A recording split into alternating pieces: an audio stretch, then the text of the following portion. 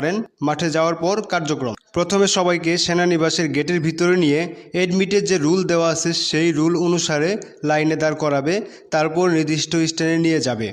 ওজন উচ্চতা মাপবে, উচ্চতা সর্বনিম্ন 5 ফিট 6 ইঞ্চি, ওজন সর্বনিম্ন 49 কেজি। এবার একটা নির্দিষ্ট স্থানে বসাবে, একজন অফিসার আসবে এবং কিছু গুরুত্বপূর্ণ কথা বলবে।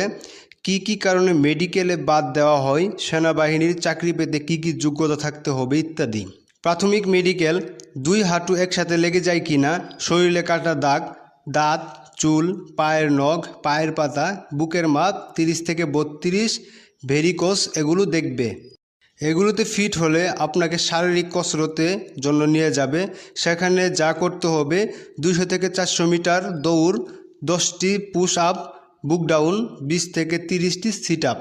এগুলো শেষ করতে পারলে চোখের পরীক্ষা, কালার ব্রাইট, দৃষ্টিশক্তি 6:6।